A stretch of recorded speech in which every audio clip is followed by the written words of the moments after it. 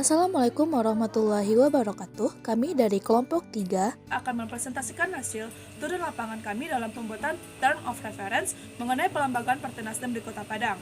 Dalam rangka memenuhi tugas PJBL mata kuliah Partai Politik dan Pemilu di Indonesia, Departemen Ilmu Politik Universitas Andalas. For your information, wawancara ini kami laksanakan pada hari Rabu tanggal 30 Desember 2022 dengan mewawancarai Bapak Musnaizer selaku Ketua OK di Partai Nasdem Sumatera Barat. Sebelumnya, saya selaku moderator memperkenalkan anggota dari kelompok. Yang pertama ada saya sendiri, Dina Margareta Safitri, Kurnia Asnar Putra, Puja Dwi Putri, Rehan Febran Seprabdi, dan Aditya Yosa Putra. Untuk pendahuluan akan disampaikan oleh rekan saya, Kurnia Asnar. Teorisasi. Pengertian pelembagaan menurut Samuel P. Huntington adalah proses di mana organisasi dan tata cara memperoleh nilai baku dan stabil. Nilai dan stabilitas dalam pemahaman Huntington ini mewujudkan dalam pemantapan perilaku, sikap, atau budaya dalam organisasi partai politik. Ramlan Subakti memberikan pengertian pelembagaan partai politik sebagai suatu proses pemantapan partai politik, baik dalam wujud perilaku yang memula maupun dalam sikap atau budaya. The process by which the party become established in terms of both of integrated pattern of behavior and of attitude or culture. Temuan dan analisis. Pertama, bagaimana sistematika pelembagaan Partai Nasdem? Jawaban ada dalam sistematika pelembagaan Partai Nasdem. Di bagian pengembusan itu bertingkat ada pusat, provinsi, kemudian kabupaten, kota, kecamatan, kelurahan, hingga ke bawah RT/RW. Analisis. Partai Nasdem telah membuat pelembagaan yang merata di seluruh Indonesia, mulai dari Dewan Pimpinan Pusat hingga Dewan Pimpinan Ranting untuk tingkat desa. Bahkan kelembagaan Partai Nasdem tersebar melalui kadernya hingga sampai tingkat RT/RW. Ini ditulis dalam buku Anggaran Dasar Partai Nasdem bab 10 rekrutmen anggota pasal 12 ayat 1 yang berbunyi, setiap orang dapat mendaftarkan diri sebagai anggota Partai Nasdem sepanjang memenuhi persyaratan yang ditetapkan oleh Partai Nasdem. Maka permasalahan ini diharapkan kepada Dewan Pimpinan di tingkat daerah melakukan tugasnya guna menciptakan sistem kepartaian yang berdasarkan keterbukaan dan juga terpimpin sesuai ideologi dan kultur politik Partai Nasdem. Selanjutnya mengenai hasil wawancara dari pelembagaan Partai Nasdem akan disampaikan oleh rekan saya, Rehan Febran Seprabdi. Bagaimana proses perencanaan ADART di dalam Partai Nasdem? Acuan anggaran dasar dan anggaran rumah tangga merancangnya lewat rapat pimpinan, rapat kerja, musyawarah nasional, dan Partai Nasdem biasanya melakukan perancangan anggaran dasar rumah tangga di Kongres. Sesuai yang dikatakan oleh narasumber, dibuktikan oleh pernyataan Juni Jiplet, Ketua Steering Committee pada Kongres 2 Partai Nasdem pada tahun 2022, yaitu pengambilan keputusan memang berada di tangan pusat, namun dengan cara mengambil aspirasi dan dukungan daerah dari DPD, dan nantinya akan dimusyawarahkan oleh DPW di Kongres dan rapat. Selanjutnya, bagaimana ADART yang telah dirancang diperkenalkan kepada anggota Partai Nasdem? Untuk memperkenalkan anggaran dasar dan rumah tangga kepada seluruh anggota adalah dengan sosialisasi. Anggaran dasar dan rumah tangga inilah pedoman untuk kemana arahnya, dari sisi apapun sampai ke pengurus. Tingkat paling bawah, jika tidak bagaimana ia bisa menjalankan tugas-tugas kepartaian jika dia tidak mengetahui anggaran dasar dan rumah tangga partainya sendiri. Ini tertuang pada buku Anggaran Dasar Partai Nasdem pada bab 8 keanggotaan pasal 12 ayat 1 yang berbunyi, anggota Partai Nasdem adalah warga negara Indonesia yang menyetujui anggaran dasar dan anggaran rumah tangga Partai Nasdem yang mempunyai kartu anggota, yang berarti hanya pengurus yang berwenang yang diharuskan mengetahui ADART, dan untuk mengurus dan kader lainnya hanya diwajibkan untuk menyetujui hal tersebut. Baik, terima kasih Rehan.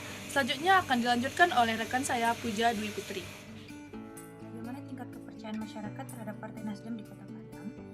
Sejak Partai Nasdem didirikan, kecenderungannya meningkat tajam. Dibuktikan secara nasional, hari ini menjadi salah satu partai di parlemen. Pada pemilu pertamanya, Partai Nasdem hanya 30 orang di DPR RI. Pada pemilu kedua, menjadi 59 orang.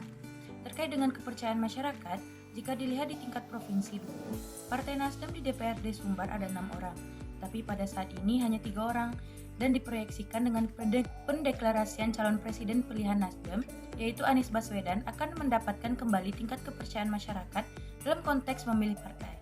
Dapat disimpulkan bahwa pada pemilu sebelumnya, secara nasional, Partai Nasdem memang meningkat pesat, namun pada tingkat daerah mengalami penurunan yang cukup signifikan. Ini diakibatkan faktor bahwa pada pemilu 2019 Nasdem merupakan pihak petahana. Untuk tingkat kepercayaan masyarakat sebenarnya tidak masalah dengan Partai Nasdem dikarenakan Nasdem jarang terdengar bersinggungan dengan isu korupsi dan lain-lainnya. Dan Nasdem melihat ke depannya sumber akan menjadi lumbung suara bagi Partai Nasdem sendiri.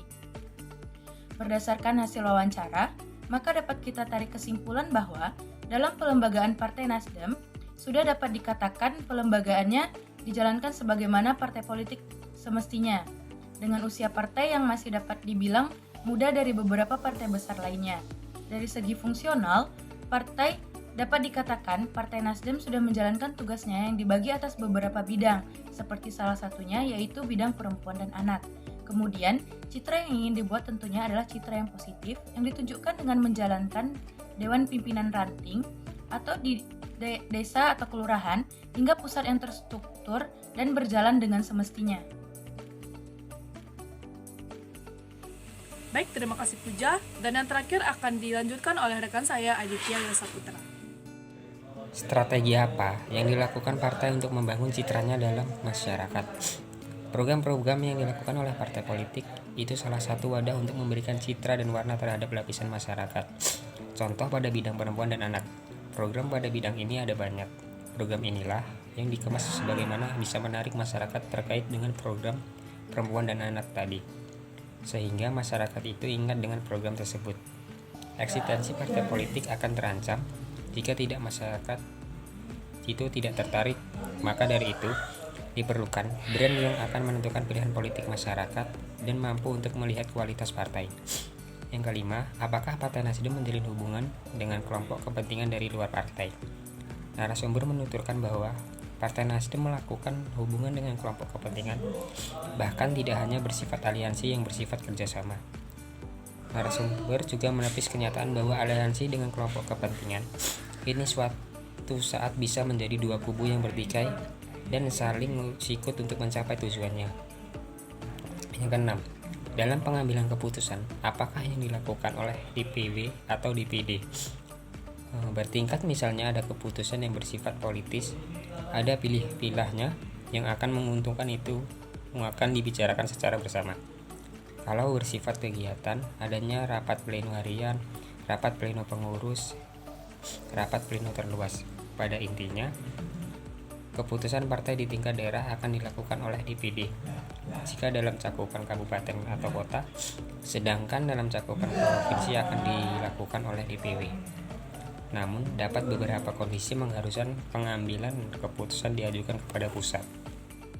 Baik, terima kasih kepada Aditya Yosaputra. Sekian presentasi dari kelompok 2 mengenai pelembagaan Partai Nasdem di Kota Padang. Terima kasih atas perhatian dari kawan-kawan semua. Saya akhiri, Assalamualaikum warahmatullahi wabarakatuh.